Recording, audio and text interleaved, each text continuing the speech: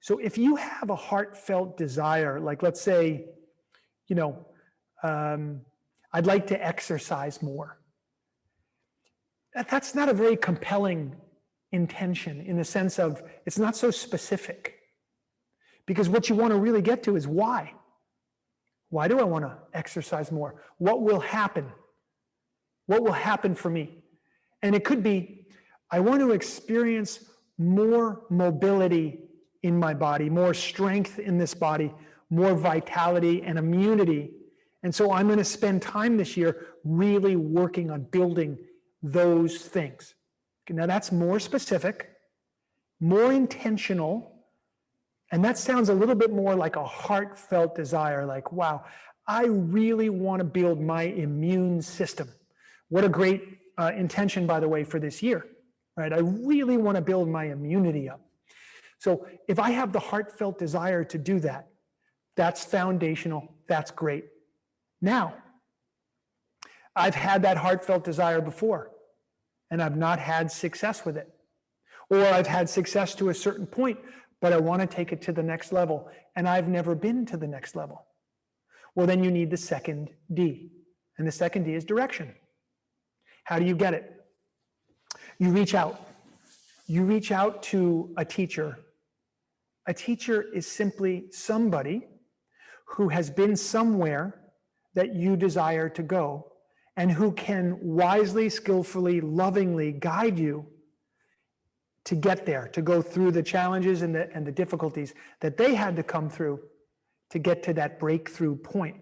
So once you have your heartfelt desire, you know, I want to really build my immunity this year, I want to build my vitality this year, now one needs to find out how to do that. You need the right direction. So you can find coaches, you can be a part of a community, you can be a part of a gym or some kind of membership or something that helps you to move forward step by step, day by day, to move towards the success each day of that particular goal. So you get the direction. Now, direction doesn't necessarily have to come in the form of a human being. Sometimes it can come in the form of like a video or the written word, scripture of some kind. You can study and you can learn quite a bit by, you know, going onto the web or watching videos or reading books or listening to podcasts and listening to books. So we have lots of options where we can get direction from. I personally have always found it valuable to speak directly to a person who has been where I want to go. You could look at the example of recovery. Let's say somebody in this room is interested in staying sober. Like their big thing for this year is, you know what?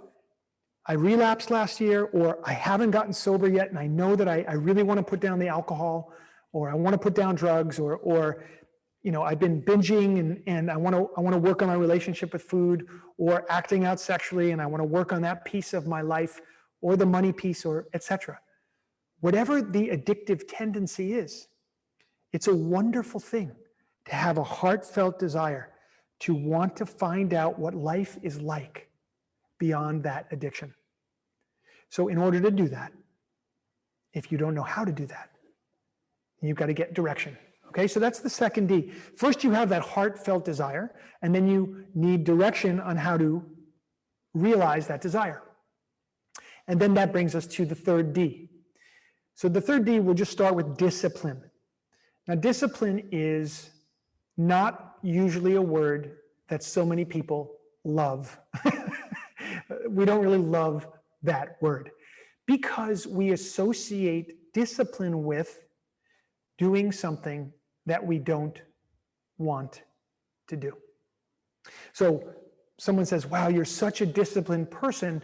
They often see that person like going through some kind of regimen, you know, or training for a marathon. Wow, you ran every day. And so discipline carries this energy with it as a word of that person, you know, was training for a marathon and they hated it every day, but they still showed up anyway. And that, of course, is not what discipline is at all.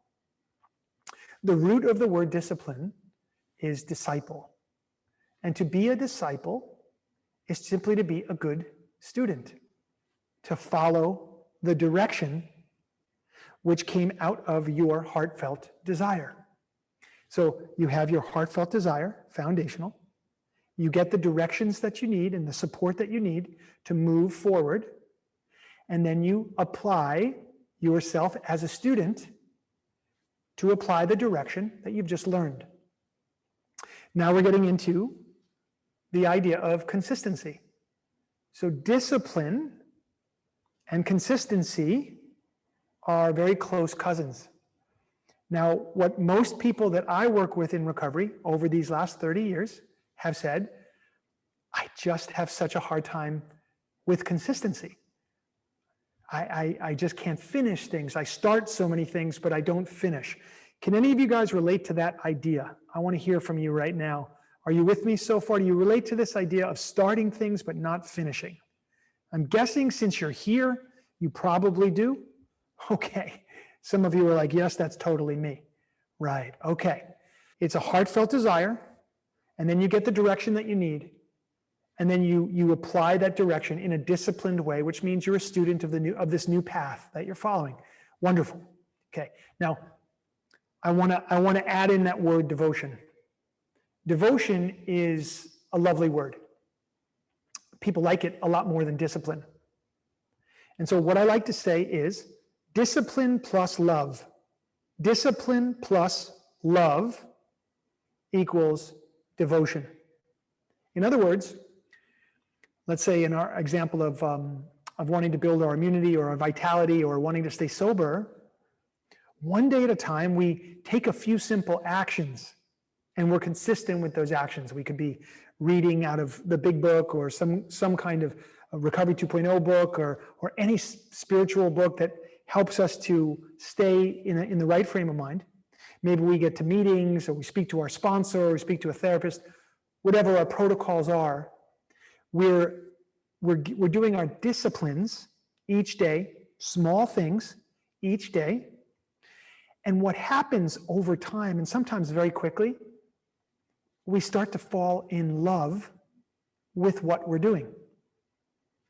Much like a person who gets some momentum around training as a runner or training in yoga, when your body starts to open and tension really starts to go out of the physical frame and your body starts to heal and you've been doing yoga every day, it's so gratifying.